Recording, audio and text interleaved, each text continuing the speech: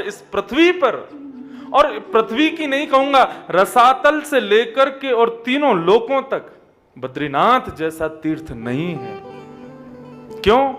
बोले यहां पर व्यक्ति का किया गया इतना सा भी सत्कर्म, ठाकुर जी उसको मल्टीप्लाई बाय 1000 करते हैं, इतना गुना होकर के वो उसको प्राप्त होता है।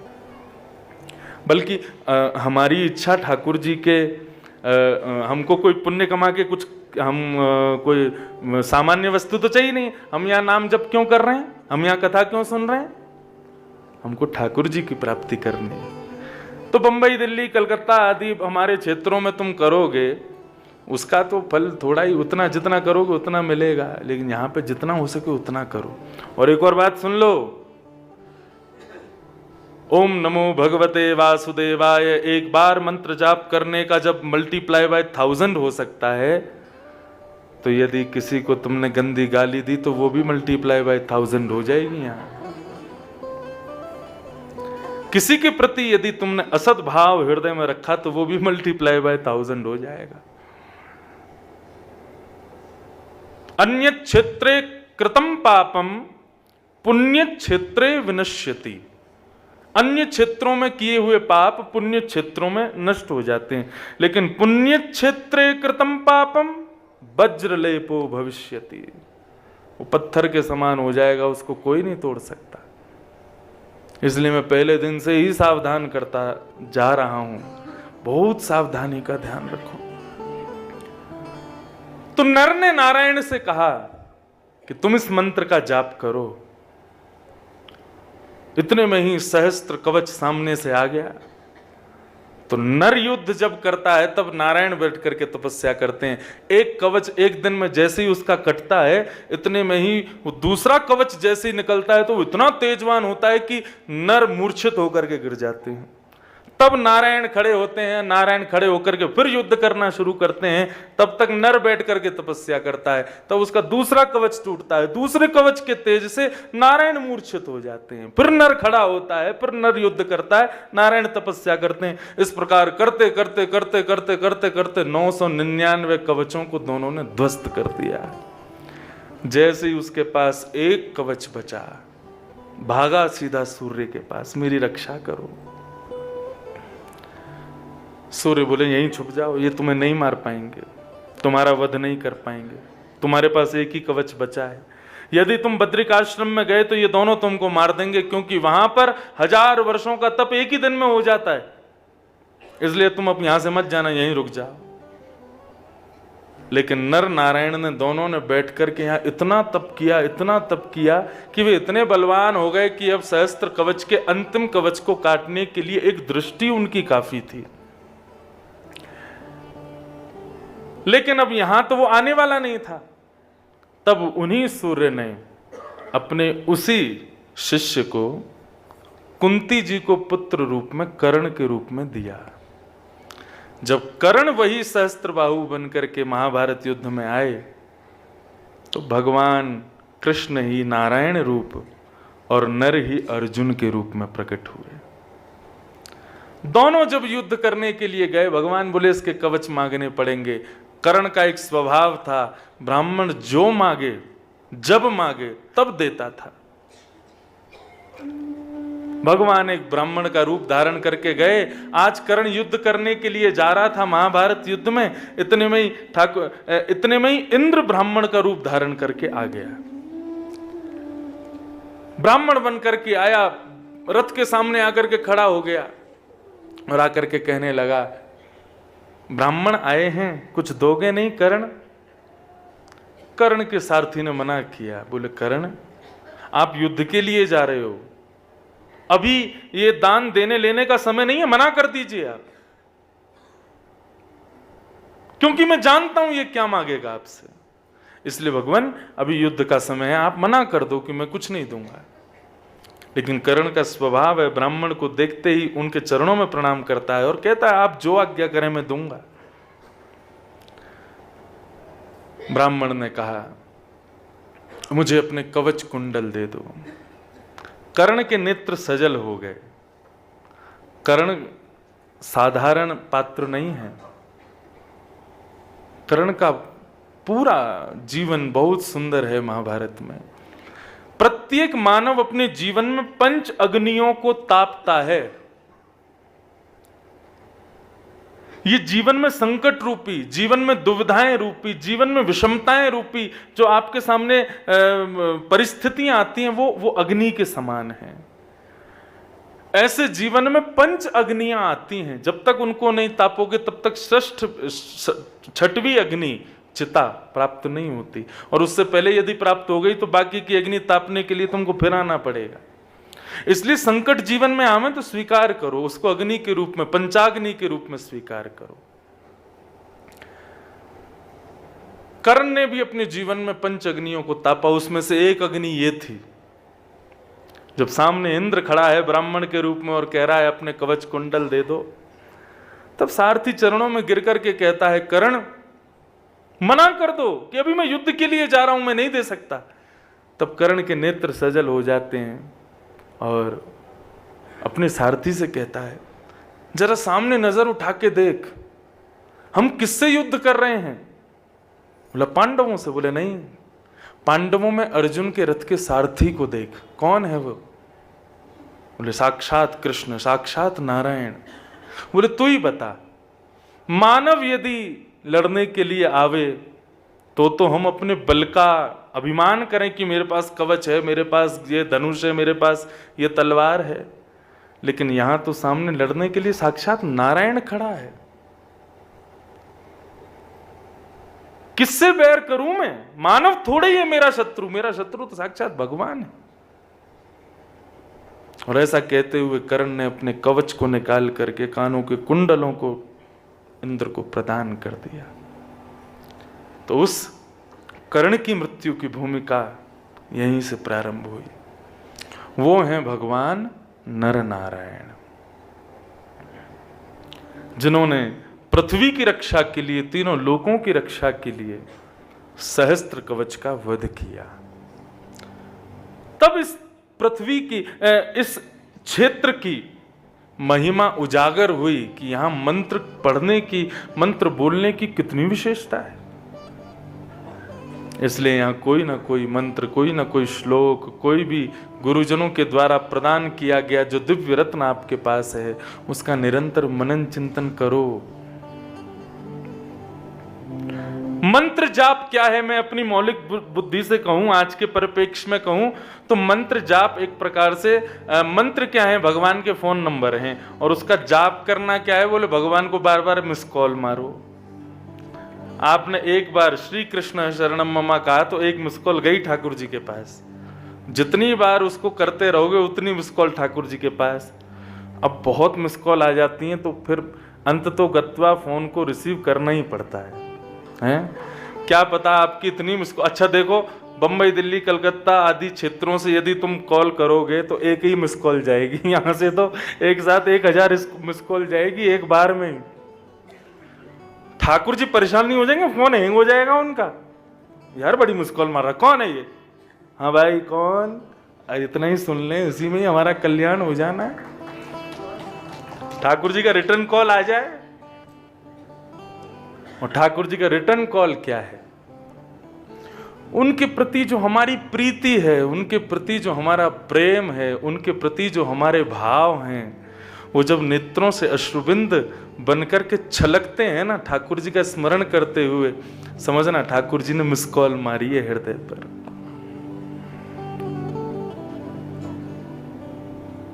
मैं ना एक बालकों की तरह कथा करता हूं तो थोड़ा आप लोग समझ लेना। मैं ज्यादा विद्वानों वाली कथा मेरी कम है। अब करेंगे जब 50-60 के हो जाएंगे, अरे अभी अब छोटी उम्र है तो छोटी छोटी कथा करेंगे। आज के परिप्रेक्ष्य से, आज के नए नए भावों से कथा करेंगे।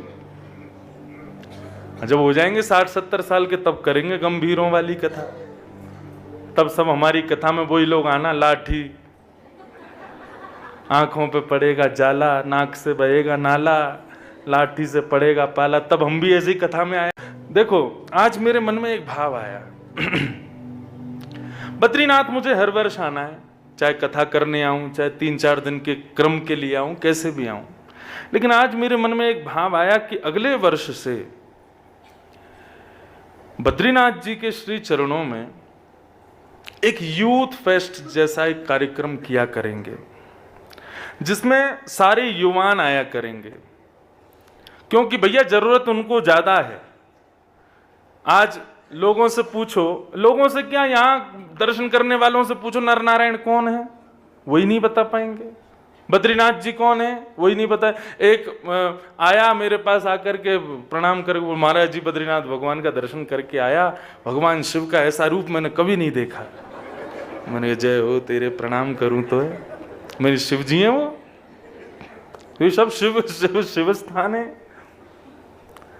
तो ये कितनी बड़ी विडंबना वाली बात है। इसलिए मैंने मन बनाया कि हर बार भक्ति पथ हमारा एक यूथ फेस्ट किया करेगा साल में एक बार, जिसमें सारे युवा आवें, सब धोती पहने, तिलक लगावें, सबको ठाकुर जी के सुंदर भाव, सुंदर, और उनको आज के ही अनुसार उनके प्रश्नों के उत्तर, उनके जो भाव हैं वो आज के अनुसार उनको समझाए जाएं, ताकि ये तीर्थ क्षेत्र अभी तो सारे बुजुर्गों से ही भरे पड़े हैं, समय ऐसा आवे कि युवाओं से भरे रहें, युवा ही आवें ठाकुर जी के पास। और यदि ये काम हमने नहीं किया तो फिर हम काय बात को व्यासपीठ पर बैठे। कथा करने वाले हजारों लोग हैं, हजारों ठाकुर जी के वक्ता हैं, सब कथा सुनाते, कुछ तो करें आज के युवाओं के लिए। अभी तक सोचता था 5 वर्ष तक तो केवल सीधी सीधी कथा करेंगे, लेकिन अब कुछ बदलाव करना चाहिए, अब कुछ युवाओं के लिए करना चाहिए। आज का युवान बहुत भटक गया है। ऐसा नहीं है कि वो चाहते नहीं है जानना। मैं जब भागवत पढ़ना शुरू किया था, मैंने अपनी गुरुदेव की नाक में दम कर दिया था। क्यों? मेरे प्रश्न इतने होते थे कि वो उत्तर नहीं दे पाते थे। प्रश्न करना, जिज्ञासा करना, ये कोई बुरी बात नहीं है। ऐसा शास्त्रों में लिखा है, ज्ञान कहां टिकेगा? बोले जहां जिज्ञासा होगी। जिसके पास जिज्ञासा नहीं है वहां ज्ञान टिक नहीं सकता। और ये बात आप भी मानोगे, आप अपने बच्चों को भी देखो, जिज्ञासाएं बहुत हैं उनमें, लेकिन उनको बताने वाला कोई नहीं। इसलिए अपनी जिज्ञासाओं को मार देते हैं, जिज्ञासाओं को नष्ट कर देते हैं, और जिज्ञासा नष्ट होते ही भाव नष्ट हो जाता है। तो उनके लिए कुछ करेंगे। हमारे जो भी लोग हैं सब मिलकर के अपने अपने सुझाव देना, क्या कर सकते हैं, कुछ ना कुछ तो करेंगे अच्छा। तो इस क्षेत्र में मंत्र जप का बहुत प्रभाव है। क्यों है? वो सब कथा हमने अभी अभी सुनी। दूसरा, आज क्या है? एकादशी। एकादशी की जन्मभूमि भी बद्रीनाथ है।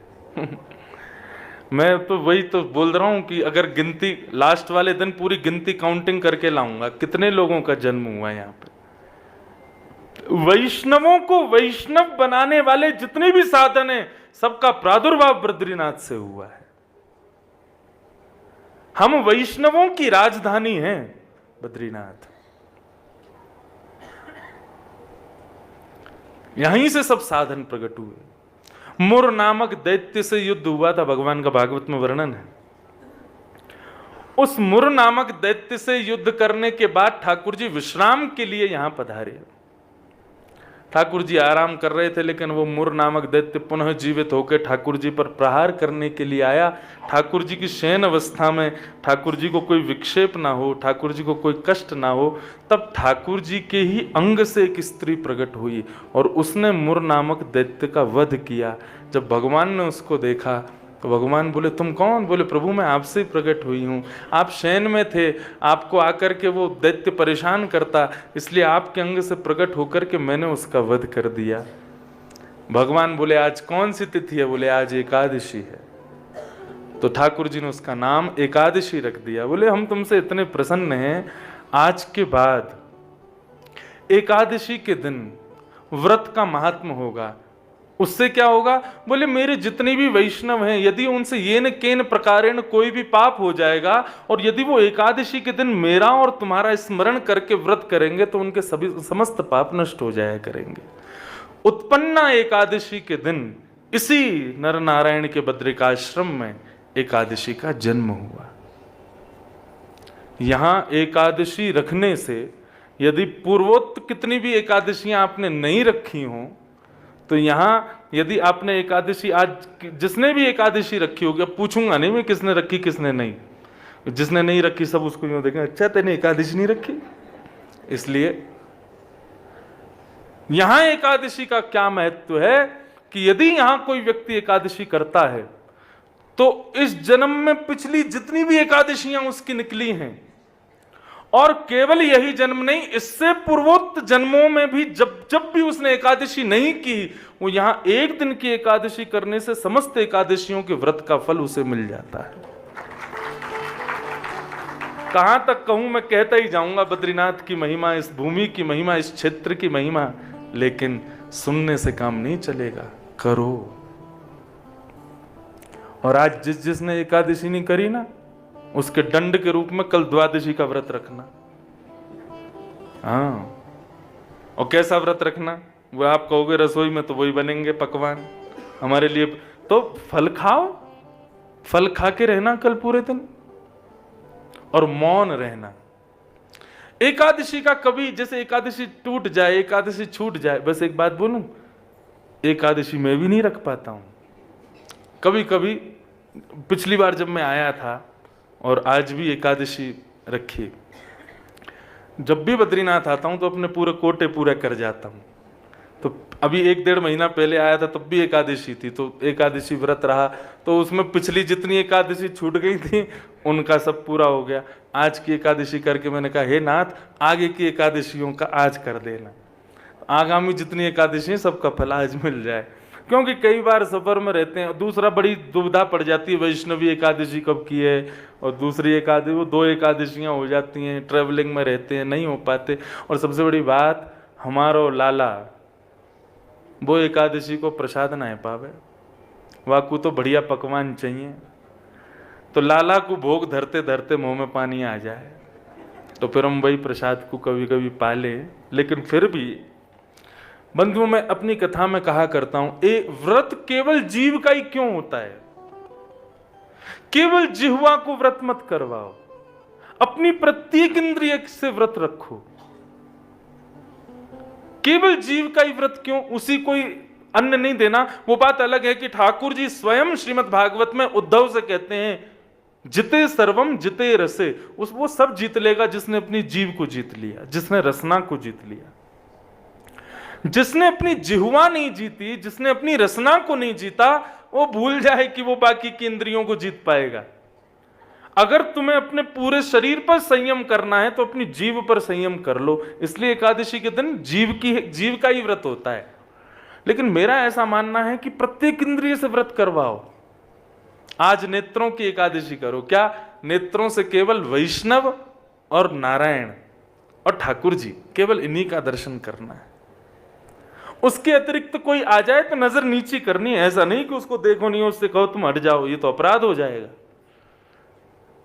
वैष्णव इतर यदि कोई आ जाए तो नजर नीची कर लो, नीचे नजर करके बात कर लो। लेकिन नेत्रों की एकादशी, आज केवल वैष्णव दर्शन, आज केवल ठाकुर जी का दर्शन। कानों की एकादशी, आज केवल हरि चर्चा सुनूंगा 24 घंटे और कुछ नहीं सुनना। चरणों की एकादशी, आज ठाकुर जी की पूरी प्रदक्षिणा में ही समय निकालूंगा। हाथों की एकादशी, ठाकुर जी के मंदिर मार्जन करूंगा, ठाकुर जी की सेवा करूंगा। हाथों को आज खाली नहीं बैठने दूंगा, ठाकुर जी की सेवा में ही रखूंगा। ऐसे अपनी प्रत्येक इंद्रिय से एकादशी करो, सब सुधर जाएंगी एक एक बार में। तो उस एकादशी का प्रादुर्भाव भी कहां हुआ? इस बद्रीनाथ में। और मैं तो अपनी भाषा में कहता हूं कि एकादशी क्या है? बोले जैसे पतिव्रता नारी अपने पति के लिए करवा चौथ का साल में एक बार व्रत रखती है, ऐसे ही हम पतिव्रता समस्त वैष्णव, हमारे पति नारायण, हम अपने नारायण के लिए हर महीने एकादशी का व्रत करते हैं, एक पतिव्रता नारी की तरह। इस प्रकार इस भूमि ने एकादशी को जन्म दिया। तो इस भूमि की अनंत महिमाएं हैं, कहां तक कहें। सबको प्रणाम करते हैं, लेकिन केवल सुनने मात्र तक मत रखिएगा, उसको जीवन में जरूर अपनाइएगा। तो हमारा नवयोगेश्वर संवाद चल रहा है। पुर्याधनाश्रय।